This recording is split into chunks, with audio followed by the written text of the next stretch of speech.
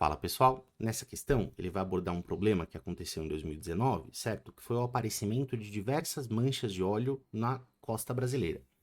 Ele disse que vários pesquisadores, se uniram para tentar determinar qual foi o ponto provável de emissão desse óleo e ele vai desenhar, mostrou para a gente uma figura em que a gente vai ter que se apoiar para fazer o cálculo, que vai determinar de onde esse óleo foi emitido. A primeira informação que a gente tem no enunciado é que cada unidade de distância do plano equivale a 1000 quilômetros. Isso quer dizer que, se eu olho para esse mapa e eu ando uma unidade de distância nesse mapa, por exemplo, desse 8 até o 9, certo? Na realidade, isso equivale a 1000 quilômetros, certo? Vou traduzir isso da seguinte maneira. Uma unidade de comprimento no mapa equivale a 1000 quilômetros da realidade. No item A, ele fala que um navio fez uma sondagem numa área poligonal de 63 milhões de quilômetros quadrados, que equivale ao polígono determinado ali pelos pontos A, B, C, D e E, que é esse pentágono desenhado aqui. Ele pede para você determinar qual é a ordenada do ponto E a partir dessa informação. Então, eu não sei quem que é o Y do ponto E, mas eu sei qual é a área do pentágono, e com essa informação eu consigo calcular o Y. Qual que é a primeira dificuldade que aparece aqui nesse item A? A área que foi dada não é a área que eu vou obter fazendo o cálculo da área do pentágono no mapa, porque essa área equivale à área real. Então, primeiro eu vou ter que converter essa área real para a área que aparece no mapa, para então poder igualar isso à área que eu vou calcular, usando geometria analítica. Como é que isso daqui vai fazer? Bom, essa conversão que ele deu para a gente de escala é uma conversão de comprimento, Uma unidade de comprimento equivale a 1000 quilômetros, que também é uma medida de comprimento. Eu preciso obter qual é a conversão de áreas. Não é a mesma conversão de comprimento. Como é que a gente mede área? A gente mede por um quadradinho de lado 1, Quando eu pego um quadradinho de lado 1 centímetro, eu chamo esse quadradinho de 1 centímetro quadrado. Se eu pegar um quadradinho de lado 1 no mapa, eu vou chamar essa área representada pelo quadradinho de uma unidade de comprimento. Você pode chamar de unidade de comprimento ao quadrado, mas eu vou chamar de unidade de área, pode ser? Uma UA. E eu vou ter que converter esse UA para quilômetros quadrados. Como vai funcionar essa conversão? Bom, se eu desenhar um quadradinho de lado 1, o C, no mapa, ou seja, um quadradinho de lado 1 ali no mapa, cada segmento que representa o lado desse quadrado, pela conversão de escala dada lá no enunciado, é 1000 quilômetros. Isso significa que a área representada por esse cara, que eu chamei de uma unidade de área, é a área representada por esse quadrado na realidade. Qual é a área desse quadrado? Bom, área de quadrado, lado ao quadrado, certo? Então, eu vou elevar 1000 ao quadrado e vou descobrir que essa unidade de área, lá no desenho do mapa, equivale a 1 milhão de quilômetros quadrados, que é a área desse quadrado aqui. 1000 vezes 1000, 1 milhão. Opa! Se uma unidade de área equivale a 1 milhão de quilômetros quadrados, então esses 63 milhões de quilômetros quadrados que a gente precisa trabalhar quando a gente está olhando para aquele pentágono, vai naturalmente corresponder a 63 unidades de área no mapa, beleza? Então eu vou fazer todas as contas considerando que a área desse pentágono é 63. Agora a gente pode ir para a parte de calcular essa área. Como isso vai funcionar? Eu vou usar o teorema do cadarço, que é o que a gente sempre usa aqui no canal para fazer esse tipo de conta. Se você não sabe o que é, o teorema do cadarço, se você é novo por aqui, eu vou deixar um linkzinho em cima do vídeo para você acessar o vídeo em que eu explico. Como funciona o teorema do cadarço? A gente vai fazer uma tabela com as coordenadas desse pentágono. Então eu vou começar aqui pelo vértice B, que é o 19,5, e eu vou anotar os vértices desse pentágono caminhando nesse sentido. Tanto faz o sentido que você vai, eu vou para lá, porque enfim, eu preciso escolher um, certo? Depois de eu passar pelo B, o próximo vértice vai ser o C, que é o 24,9. Depois a gente vai para o D, que é o 24,15. Em seguida tem o vértice E, que é o 19H. Não sei quem que é o Y do ponto E, esse é o grande mistério do exercício, certo? Venho para o vértice A, que é o 16,9. E lembra que na aplicação do Teorema do Cadarço eu preciso repetir o primeiro vértice no final da tabela. Então, vou escrever 19,5 de novo. Montei minha tabela, coloquei todos os vértices em ordem, repeti o primeiro vértice, perfeito. Agora a gente vai calcular os produtos das diagonais. Primeiro, as diagonais para frente, descendo aqui para a direita, e depois as diagonais para trás, descendo para a esquerda. Ó, 19 vezes 9 vai ser 171. 24 vezes 15 dá 360. Aí tem 24 vezes H. Tem 19 vezes 9 de novo, que repete o 171, né? Mesma conta, mesmo resultado. E 16 vezes 5, que é 80. Preciso somar todos os resultados que eu obtive aqui para esse lado, né? Tenho 24H, que é o único termo que depende do H. 171 mais 171 fica 342. Com 360 fica 702. Com 80, 782. Aí eu vou fazer a mesma conta aqui para a esquerda. Fazer as multiplicações de todas as diagonais que descem aqui para a esquerda. 24 vezes 5 é 120. 9 vezes 24 vai ser 216. 15 vezes 19 é 285. Aí eu tenho 16 vezes H. E 9 vezes 19, que já apareceu como 171 antes. Somando todos os produtos que a gente obteve, tem 16H e 171 com 285, com 216, com 120, vai ficar 792. Pronto, tá tudo montado para você calcular a área. O teorema fala pra gente que a área vai ser metade do módulo do resultado verde menos o resultado roxo. Então, vou fazer a parte verde, que é 24H mais 782, menos o resultado roxo, que é 16H mais 792. Isso tudo vai ficar dividido por 2 dentro de um módulo. A ideia do módulo é que a área não pode ser negativa. Então, vamos lá fazer essa continha, né? Essa parte toda que está aqui em cima, 24H mais 782. Esse menos vai distribuí-la para dentro, né? Fica menos 16H menos 792. Tudo isso dividido por 2 e dentro de um módulo. Já dá para a gente melhorar essa conta, né? 24H menos 16H fica 8H. 782 menos 792 fica menos 10.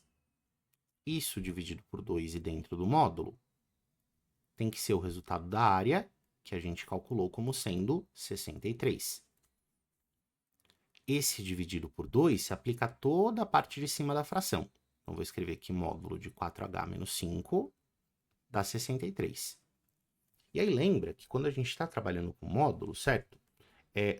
O resultado do módulo, para eu abrir essa equação modular, eu posso igualar esse 4A menos 5, tanto a mais 63 quanto a menos 63.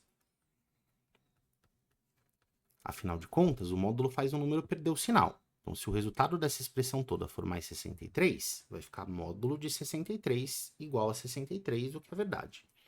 Se eu substituir toda essa parte aqui dentro do módulo por menos 63, também funciona, né?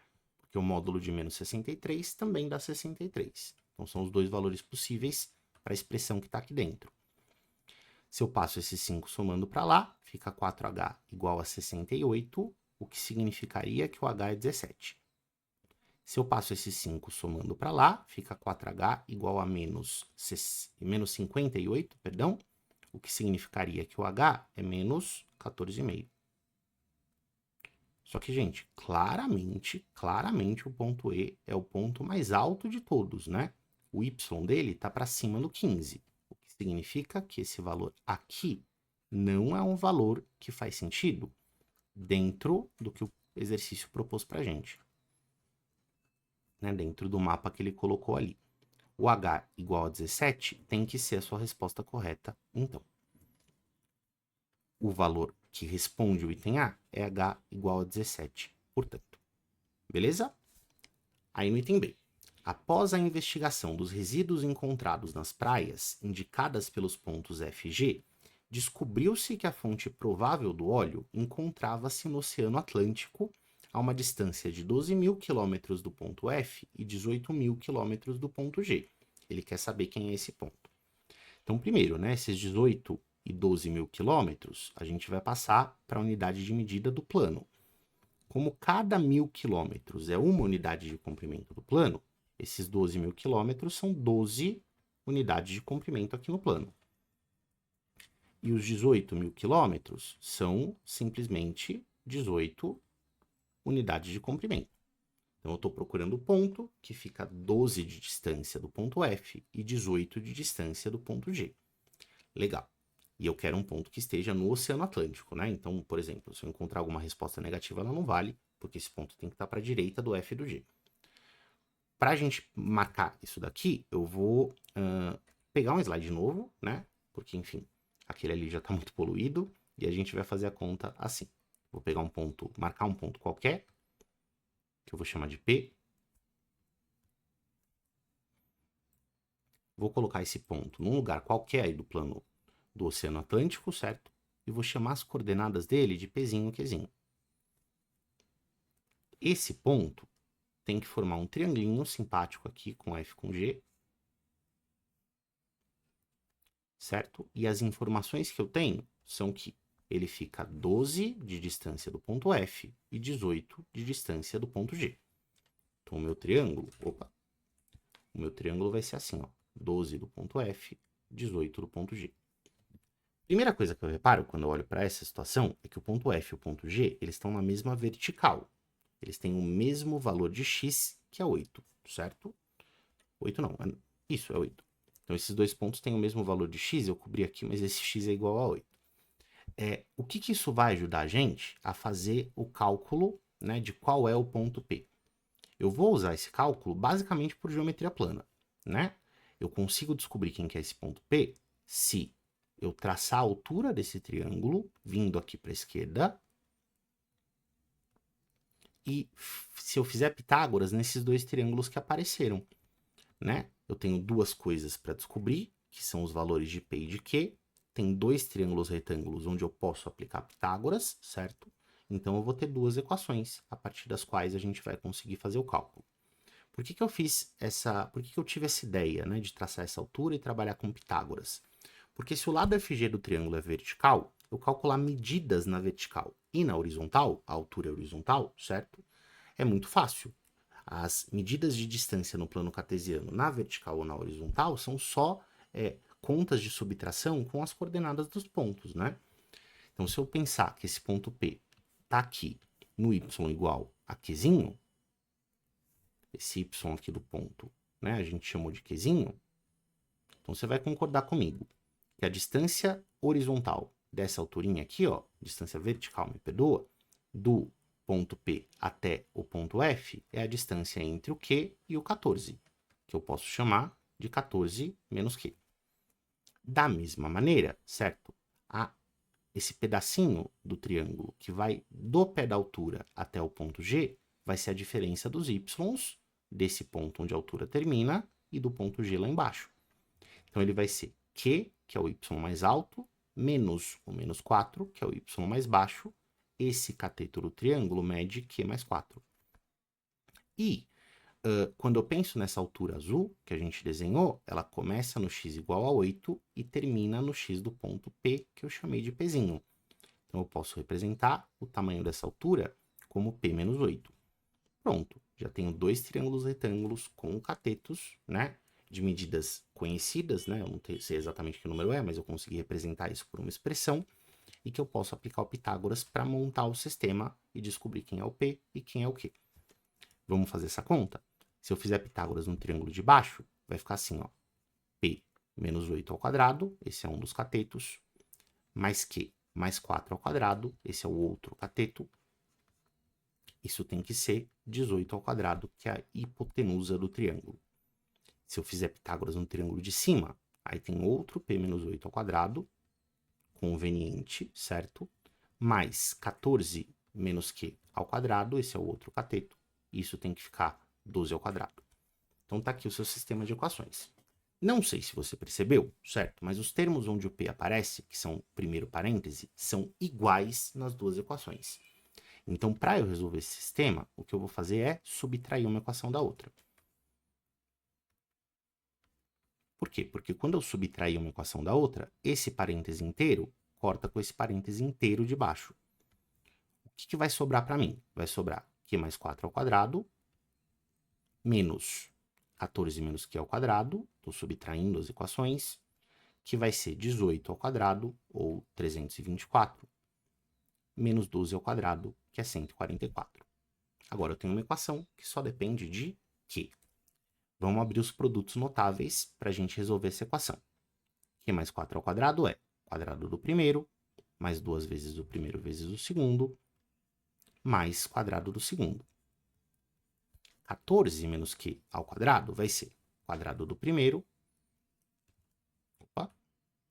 menos 2 vezes o primeiro vezes o segundo, mais quadrado do segundo. Isso tem que ser 324 menos 144, que dá 180. Esse menos que aparece na frente do segundo parêntese vai servir para trocar o sinal de todo mundo aqui dentro. Então, menos 196, mais 28Q, menos Q ao quadrado. E eu já posso começar os trabalhos de simplificação desses termos. Q ao quadrado corta com menos Q ao quadrado lá da frente. Se eu pego os termos que tem Q, eu tenho 8Q mais 28Q. Dá para eu juntar esses dois caras. 8 mais 28 fica 36. Da parte numérica, esse 14. Opa, 14 ao quadrado, né? Olha eu fazendo besteira aqui. É 16, que isso, gente? Não sei fazer conta. 4 ao quadrado é 16. Ah, que vergonha. Ó, 16. Ainda bem que a gente percebeu, né? Então, esse 16 menos o 196 vai ficar menos 180, certo? Que quando eu passo somando para o outro lado, então esses juntos dão menos 180, vai somando para o lado de lá, com esse 180 fica 360. Sabe o que isso significa? Que o Q é 10, certo? 36 vai dividindo, 360 dividido por 36 é igual a 10. Descobri quem que é o meu Q. Se eu sei quem que é o meu Q, eu posso substituir esse valor em qualquer uma das equações para descobrir quem que é o P.